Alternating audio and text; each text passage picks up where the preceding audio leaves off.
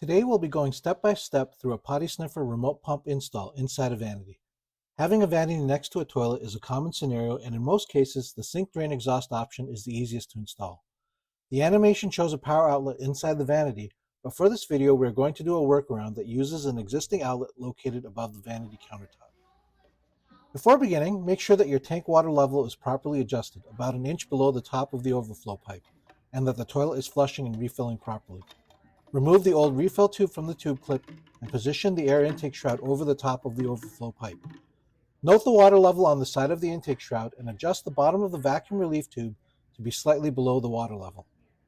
Next, adjust the vacuum relief float valve so that it's barely closed in its resting state. Hold on to the valve cover and turn the thumb screw to lower or raise the valve cover position. We have other air intake shroud designs to fit different overflow systems, but these two adjustments will be similar for each version. Use the straight barb connector to join the old refill tube to the new refill tube that comes with the air intake. Insert the end of the new refill tube into the refill tube clip and lower the air intake shroud into position over the end of the overflow pipe. In this case, we were able to reuse the original factory clip, but the kit also includes a replacement tube clip in case the original won't fit properly inside the air intake shroud. In some cases, you may need to remove the optional centering ring from the underside of the shroud to allow it to fit with your tank layout. Tuck the refill tube behind the air intake shroud and double check the vacuum relief tube and float valve adjustment before continuing. For the power outlet workaround, we're going to pass the power supply cord down the inside of the wall and into the vanity rather than installing a new outlet. Use a stud sensor to confirm which side of the wall stud the existing outlet box is mounted to, and use a voltage sensor to make sure that there are no electrical wires present when we need to drill. Next, remove the outlet cover. Although we won't be doing any actual electrical work, it's always a good idea to switch off power to the outlet at the breaker when working around an exposed electrical connection. Drill a 3/8 inch diameter hole through the drywall just below the existing outlet box. The hole should be on the outside of the box. Grab the power supply and feed the connector and cord into the hole. Confirm that it feeds freely downward without any obstructions. Measure the distance from the wall to the center of the existing outlet. Use this measurement to mark a location inside of the vanity cabinet that is directly below the existing outlet.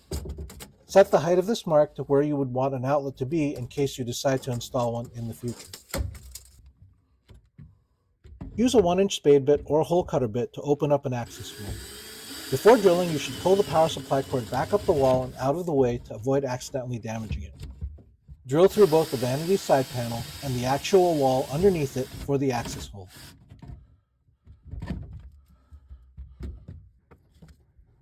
Use a stiff piece of wire or clothes hanger with a hooked end to fish for the power supply cord through the access hole.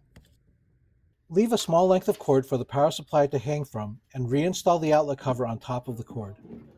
If needed, a small relief cut can be made to the outlet cover or drywall to make room for the cord to pass through and allow the cover to lay flat against the wall.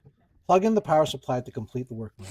We'll do a quick cleanup before the next step, which is to install the sink drain exhaust fitting. Prepare the sink drain exhaust fitting by installing the adhesive rubber gasket to the underside of the fitting. If your sink uses a smaller 1-inch diameter drain pipe, you will need to prepare the included spacer fitting as well. Drill a 5/16 inch hole on the top side of the sink drain pipe downstream of the P-trap and before the main coupling to the sanitary plumbing system. On a side note, you can also remove the entire P-trap assembly to do the drilling and install in the open if that would be easier. In this case, we just did the modification with everything in position.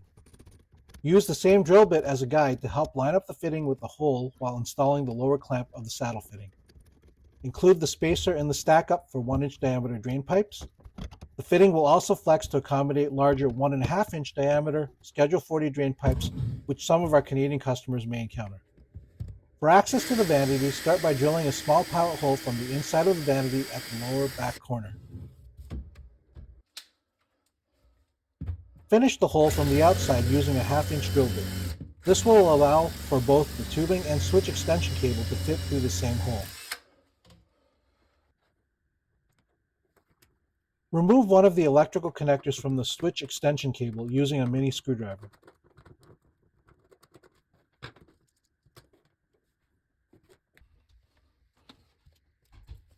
Pass the switch extension cable and tubing through the hole.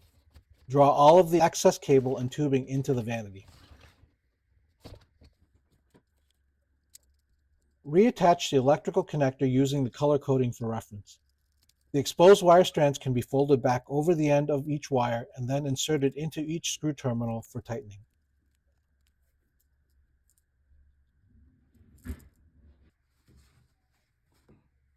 Position the sniffer pump inside the vanity using the foam holding cradle as a base.